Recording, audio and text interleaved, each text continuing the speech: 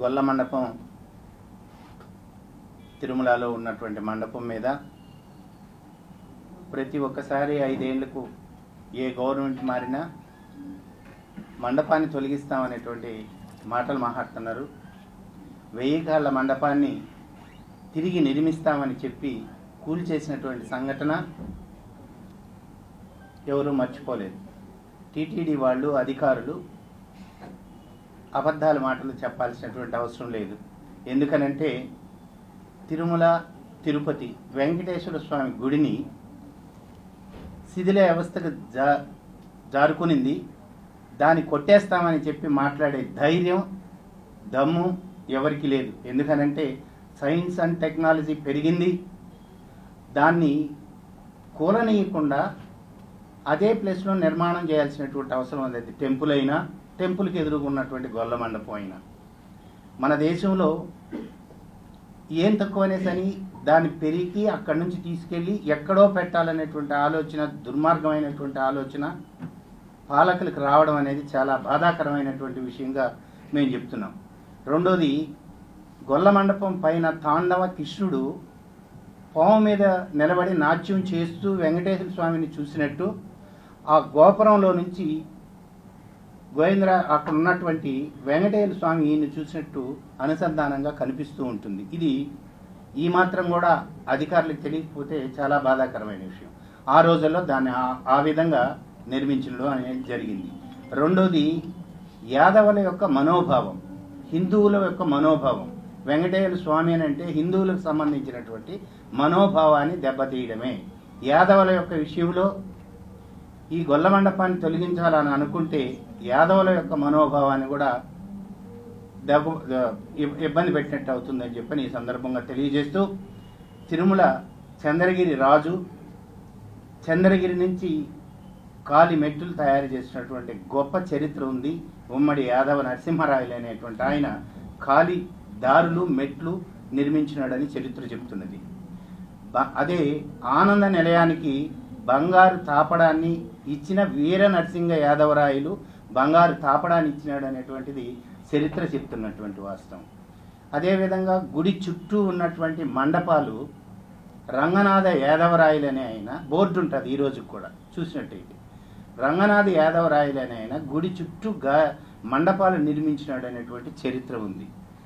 శ్రీకృష్ణ దేవరాయలు యాదవుడు చుట్టూ ఉన్నటువంటి పహరి, ఆ తర్వాత గోపురాన్ని నిర్మించినాడు అనేటువంటి చరిత్ర ఉంది. తెల్లవారితో తొలి దర్శనం, మలి దర్శనం యాదవులకి అది సొంతమైనటువంటిది శాసనాల్లో ఉంది, ఈ నేటికి జరుగుతున్నది. ఇంత చరిత్ర కలిగినటువంటి చంద్రగిరి నుంచి ఆ రోజుల్లో సెల్ ఫోన్లు అవన్నీ లేనప్పుడు చంద్రగిరి రాజు కింగ్స్ ప్యాలెస్ కట్టుకుని తిరుమలలో అక్కడే ఆయన శేష జీవితాన్ని గడిపినాడనేటువంటి చరిత్ర ఉంది. దాన్ని పూర్తిగా ఆ కోటను మొత్తంగా కూడా ఆయన కట్టుకున్నటువంటి దాని మొత్తం కూడా చరిత్రలో లేకుండా తొలగించేయడం జరిగింది. వరహాస్వామి గెస్ట్ హౌస్కి ఎదురుగా ఉన్నటువంటి గుడికి ఎదురుగా ఉన్నటువంటి, అంటే ఇంత చరిత్ర ఉన్నటువంటి యాదవుల యొక్క మనోభావాన్ని ఇక్కడ దెబ్బతీయాలని అనుకున్నట్టయితే అధికారుల్ని మేము ఒకటే చెప్తున్నాం, ఎక్కడున్నదో అక్కడ నుంచి 1 ఇంచి కాదు కదా ఎక్కడికి జరిపినా ఇది భారతదేశ వ్యాప్తంగా హిందువుల యొక్క మనోభావాన్ని సంబంధించిన విషయం.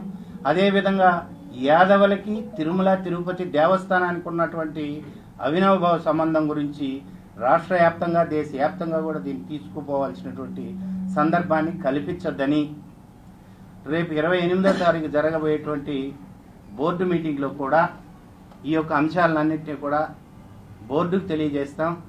రేపు 11 గంటలకి తిరుమల ఎదురుగా ఉన్నటువంటి గొల్ల మండపాన్ని సందర్శించి ఆ తర్వాత జేఓ గారిని, ఈఓ గారిని కూడా కలిసి వినతి పత్రం ఇచ్చి చెప్తాం మా మనోభావం ఇది, దీన్ని తొలగించొద్దండి. గతంలో తొలగిస్తామన్నందుకు ఎన్నో ఇబ్బందులు జరిగినాయి, అదేవిధంగా మీరు కరెక్ట్ కాదు అని చెప్పి రేపు చెప్పడానికి కూడా నిర్ణయం తీసుకున్నాం. ఇంత చరిత్ర ఉన్నటువంటి మండపాన్ని గొల్ల మండపం బ్రాకెట్లో యాదవ మండపం అని కూడా మన తీర్మానం చేసి సన్నిధి గొల్లల్ని వాళ్ళని వంశ పారంపర్యంగా తీసుకునడం కోసం కూడా టీటీడీ బోర్డు ఒక నిర్ణయం తీసుకొని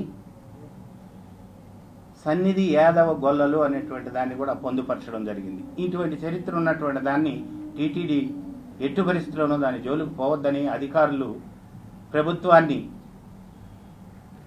మోసం చేసే పద్ధతిలో ప్రజలకి, హిందువులకి, ఈరోజు రాష్ట్రంలో ఉన్నటువంటి వాళ్ళకి ఆపాదించే విధంగా చేయొద్దని చెప్పని ఈ సందర్భంగా మేము విజ్ఞప్తి చేస్తున్నాం.